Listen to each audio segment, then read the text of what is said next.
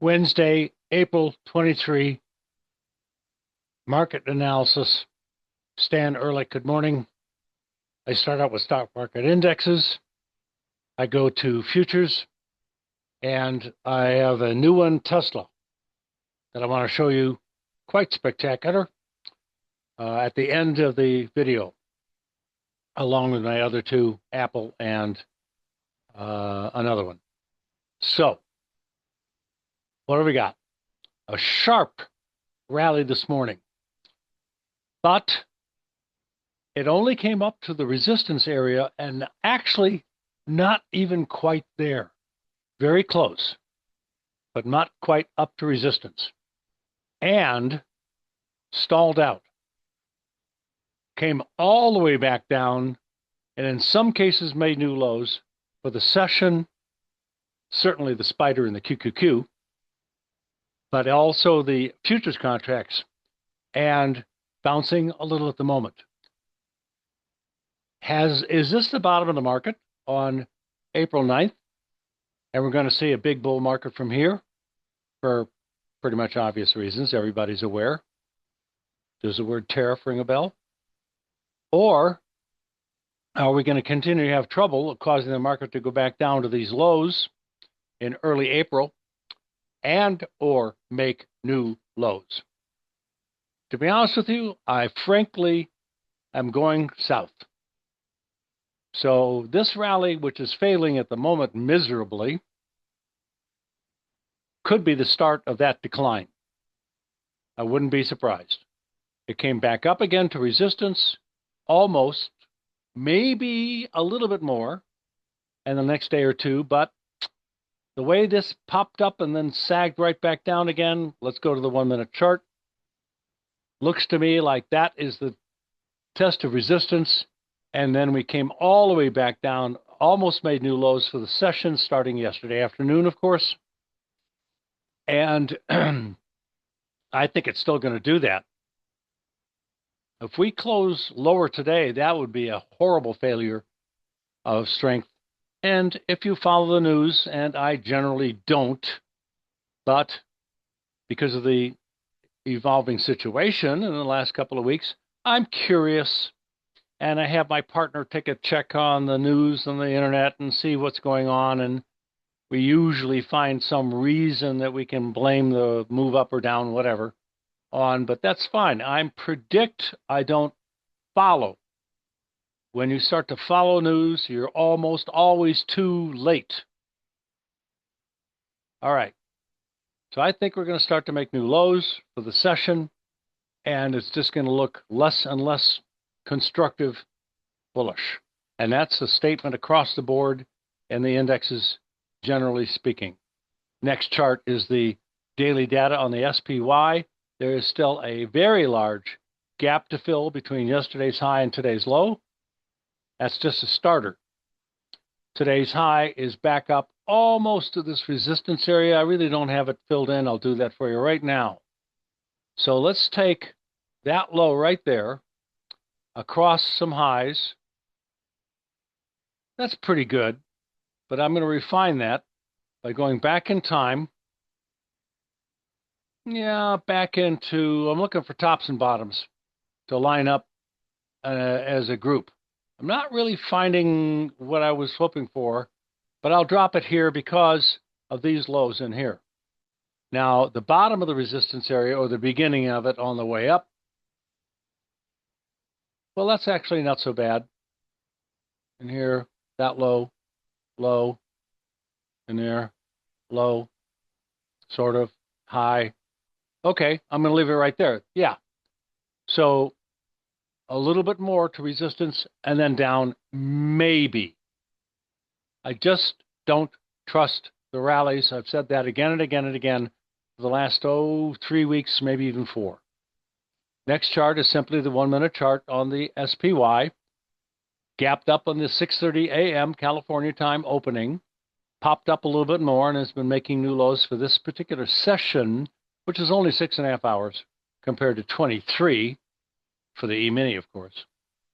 So looking for more of a break to the downside. Probably at least to somewhere around here. 531, maybe even lower, and maybe a continuation of this move down. I think has a good chance of starting today, and that's going to move all the way down maybe to new lows. Now let's go back a little stretch here. E-mini daily data chart. I'm going to squish the vertical and show you, and I'm also going to squish the horizontal and show you where do we have a chance to bottom out big time for a major long-term bottom.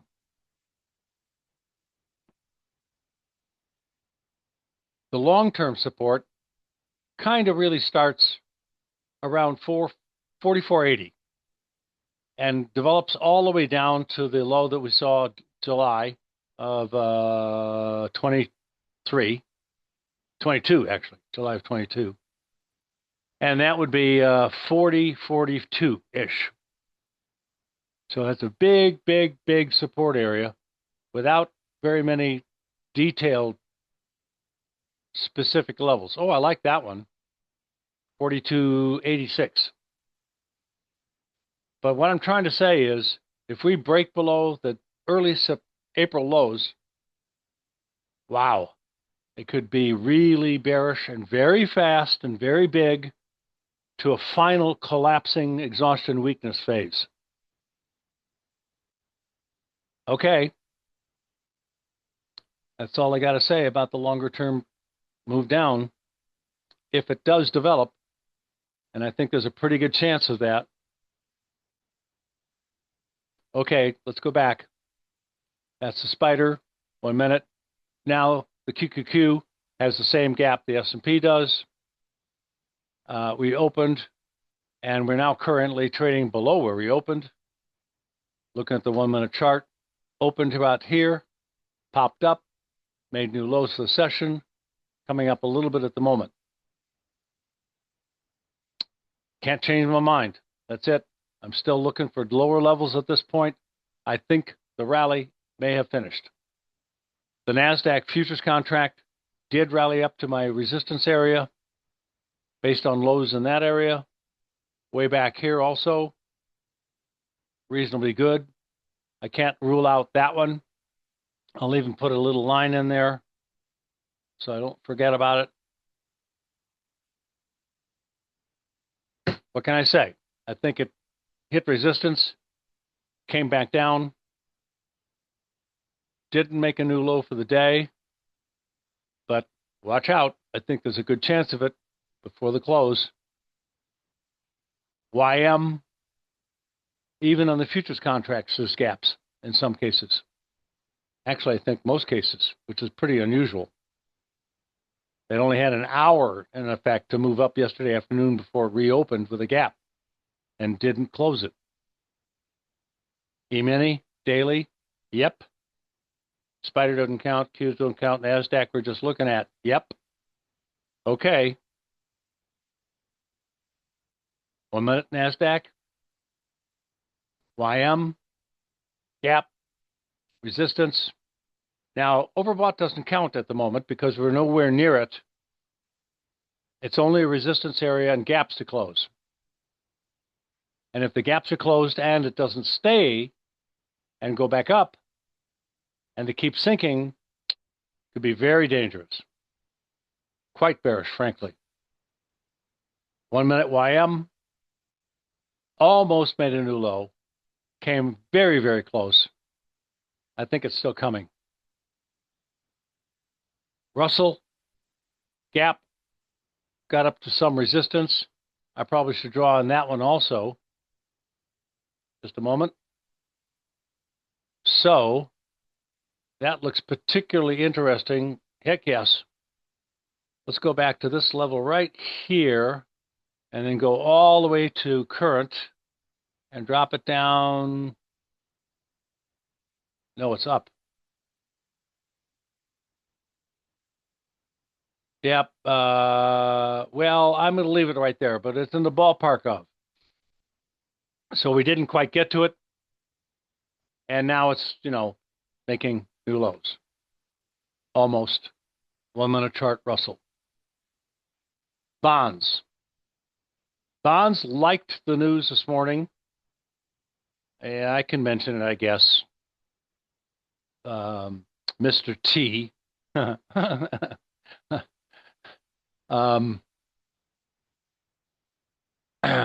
is backing off on China a little bit. Maybe, maybe not. He keeps changing his mind all the time. So bonds jumped up into resistance like crazy and is doing exactly what the other stock market indexes are in the process of doing. So I think this is just a little bit ahead. Notes, not quite as volatile, but still, rally failed right around the same areas it's failed before. Not good. Not good. We still have, so far, a sell signal on April 7th that was perfect for the bonds and the notes. Crude oil, buy signal on the bottom with an extra one, but the rally has worked only for a couple, 3-4 days. Today was a new high for the move up, but again, it's stalling out at the top of resistance and now has a bearish engulfing. If we had gotten up to overbought, this would be red. But we didn't get overbought, so I don't have a sell signal except for the bearish engulfing, which is bearish normally. And I do think it's going to start to head south again. Now, my bottom signal has worked past tense. Not great, but good enough. And the auxiliary also not great, but pretty good. I'm looking for lower levels at this point. I stopped being bullish now because of resistance stopping the rally and a bearish engulfing. Looking for a little bit lower. Maybe a move all the way back down to the lows, 54.5 and lower. We'll see in the next day or two if I can justify that. Heating oil. Bearish engulfing today. Hit resistance. It is a minor new high. We did have a buy at the very bottom. That's fabulous. And also an auxiliary green buy signal as well. Both of them worked, but not great, but they worked. And now we have a reversal signal. Again, not overbought. I would have liked that. And I think the market's going to slip back down some, and maybe more than people think. Natural gas finally got to my minimum downside objective yesterday. Today, we do not have a lower low, but came down close to it. We do not have a higher high than yesterday, but it is oversold. It is a little bit higher on the day at the moment, barely. And at doji is the kind of thing you might start to see at tops and bottoms when the upside and downside momentum start to fail and you get a little bit more ambiguity, which is basically top building and bottom building process. So we very much, well, I couldn't say it that way. We might be bottoming out here. I think it seems a little on the likely side. I'm looking for a turn back up. I don't have a bullish green engulfing, which I would trust in this case. That one I didn't because of other circumstances. So the end of the story is we're at a downside objective. We've got there. Told you so a month ago. Oversold conditions and a lack of momentum building, maybe. We might be turning up. Next, gold. Got overbought. I told you yesterday, very substantially so, getting up into 85 area. At the end of the day, the high RSI was 85 and change. Very overbought. 90 causes me to scream bloody murder. We're probably going to turn in a moment or an hour or that day. 85 comes close to the kind of statement, and then look what happens today. Overnight, when it's not even open, it turns around. Down very sharply. Today we made a new low, lower than the last 3 days of strength, substantial strength. We should be on our way down to at least 3,200, and I'm not going to rule out 2980. Silver. A bullish engulfing, not overbought, but the only thing I can see here is resistance may stop this rally and it could turn down. Now, most of the time, an outside up day or bullish engulfing is bullish. It usually means the market's going to rally some more. And I can't disregard that. But with gold looking the way it is, and having maybe one of those bass-backwards reversals, I don't know yet. Usually these will happen when they're overbought also, and this is not overbought. It's getting a little bit up there, but it's not even that close.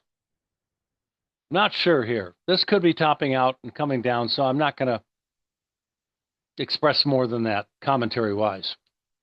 Platinum has another bullish engulfing.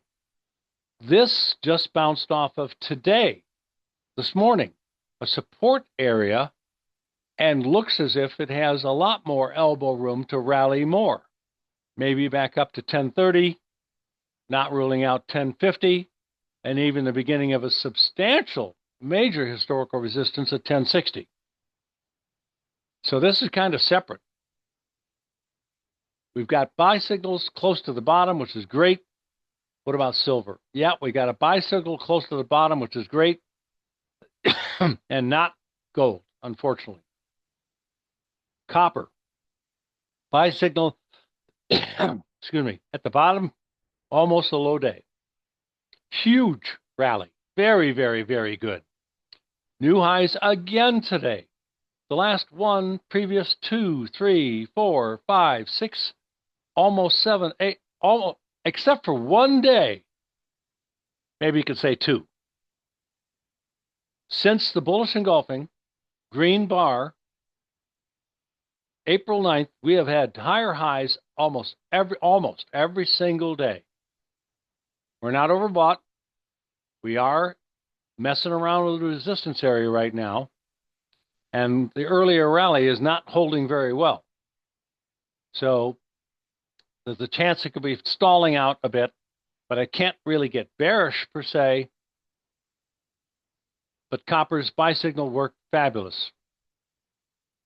Don't ignore these things when you see them.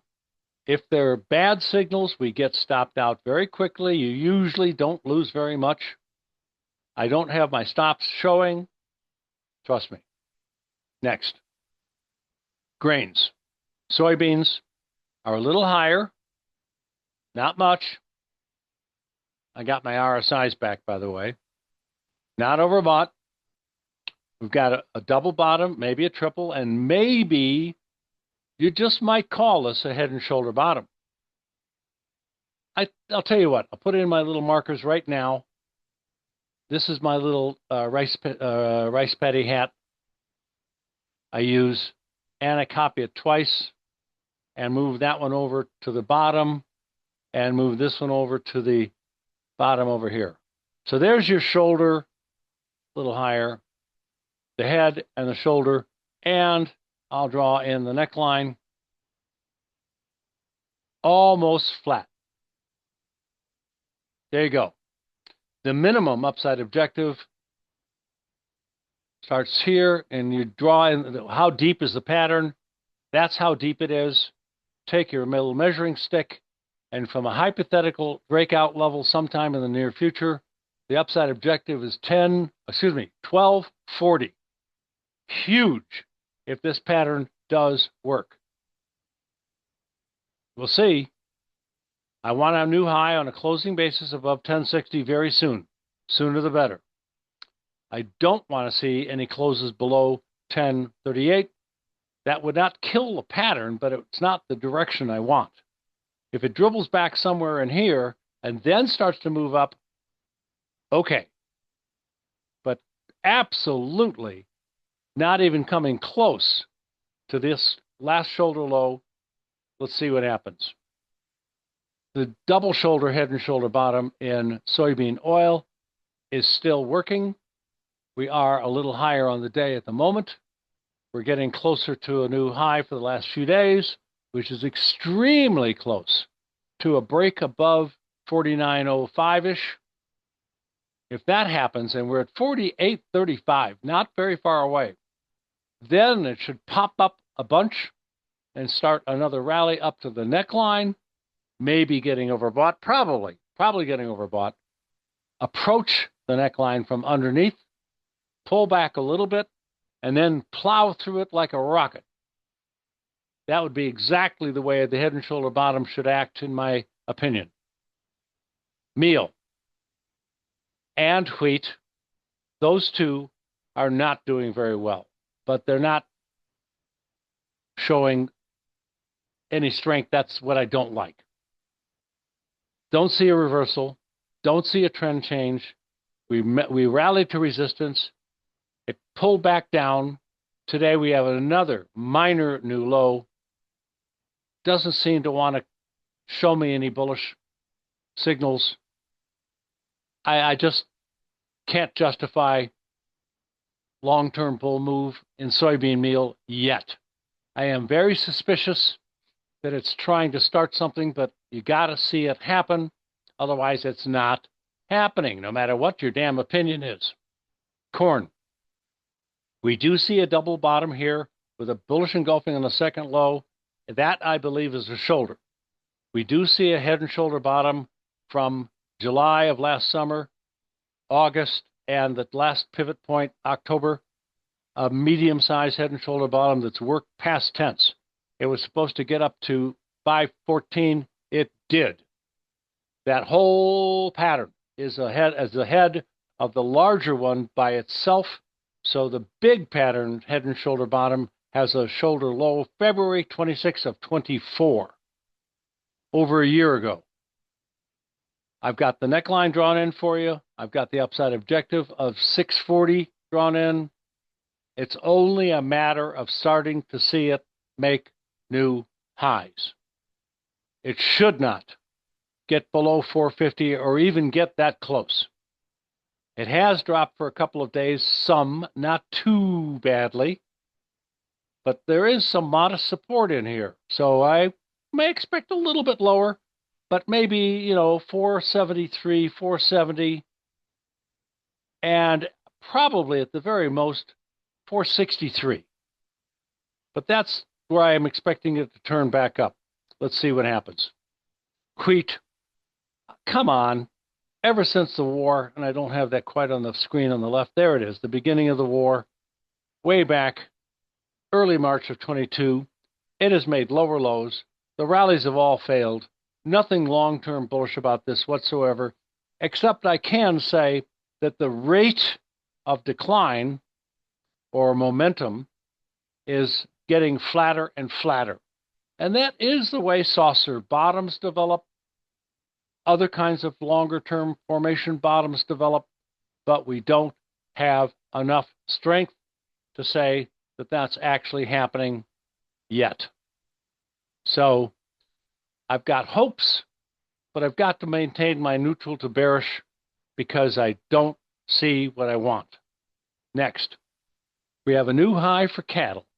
I mentioned this yesterday. Now the critical point is closing above 207.70, where we are sitting almost exactly to the tick at the moment, 207.80. So if it slips a little and closes below 770, that's making a new high. At almost overbought conditions, we got up to 74.61. All I needed was 75. Came so close. I think it's topping out, overbought or not. It's just too close to ignore it. I need to see it close below where it is. And if it closes below unchanged, it's even more bearish. And if I get an outside down day or a bearish engulfing, it'll be very bearish in my opinion. But I don't have any of that. Right now, I've got a failure of the rally to hold. Sort of. This could be it. But I'm not saying it is yet, but it looks super close. I think I will know by the end of the day. Next, hogs. Well, how about that? We've got a little overbought condition. And I think I'm about to have this data corrected by Ninja. I don't know why they don't see it and correct it. It's too bad. The other chart services that I use do have good data for this. We're going to get on this a little later today. But at least today, yesterday, the day before, and probably the data for the 17th is good. But we're missing one day and a couple of days of bad data in here. I know that to be 99% true. So New high for the last month and a half or so. Not holding. Basically resistance on a relatively short-term basis. Yeah, I'll put that in there real quick here for you. And I'll pick that high right there. And these lows, or highs rather, all represent a top, couple of tops, top, top, top, top. And today it got through it, but it couldn't stay there so far. So closing here or even lower just simply adds to the lack of strength, the lack of follow through, and it did reach 75 plus. To be exact, 76.19 on my custom RSI. Next, we've got Shell, a stock, failing at the moment, down on the day a little, bearish engulfing, outside down day, same thing. That's the old name for it. Not overbought. I think it's going to come down now, starting now, today, close the gap at 63.37. But I'm worried that that may not hold. I'm about to show you, pardon me, a spectacular chart on Tesla in a minute. Yesterday evening, I listened to the national news, and I heard them say Tesla's lost 70% of its value. And of course, they're talking about how Elon Musk has, and I don't like talking about fundamentals much. They're always late by design. It's after the fact. It's happened. And I'm about to show you this in Tesla in a minute, so pay attention. This is Shell, bearish engulfing. Next chart is Apple. And we have a gap up to close. I think we may still have a little bit more strength, but I'm doubting that. I'm going to pass on any comment here on Apple for the moment. Here comes Tesla. And I don't have, just a second, I've got to load this for you. I apologize. This is not what I was looking for. I didn't load this for you earlier. And now it's going to take about 30, 45 seconds, but these candlesticks will change color, and I will show you why the top of the market, and my cursor doesn't work while it's calculating the strategy. In the upper left-hand corner, you can see the word calculating right there. That's good. Oh, here it is. We got a sell signal December 18th in Tesla. The exact spectacular rally high day. It has already, this has come and gone, lost 70% of its value.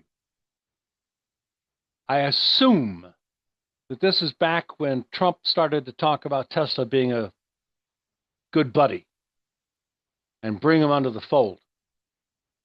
That's all gone. That's all happened. What's coming in the future? That's what you've got to figure out. This market bottomed out so far, frankly. And March 10th, over a month ago.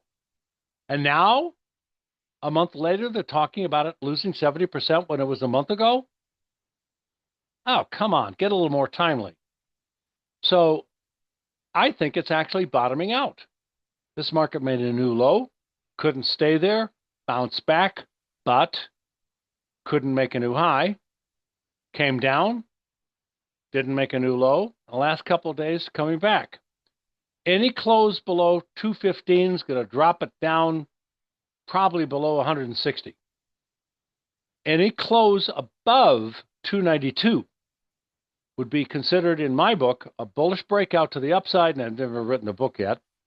I'm in 20 different books. But anyway, a bullish breakout, and that would start another huge move up, in my opinion. And of course, all the other stock market indexes will probably be doing something very similar. So I'm quite skeptical about this, but I just don't like the news media saying, well, gee, finally it dropped 70% when it happened way over a month ago. Why didn't they talk about it then? By the way, I would have said the same thing. Oversold conditions, back down to a major long-term support area, and then starting to bounce back up again. The media almost always says the wrong thing at the right, for traders, contrary opinion, time. So when you hear something really negative on the media, think the opposite. You guys have a great day and profitable trading to you.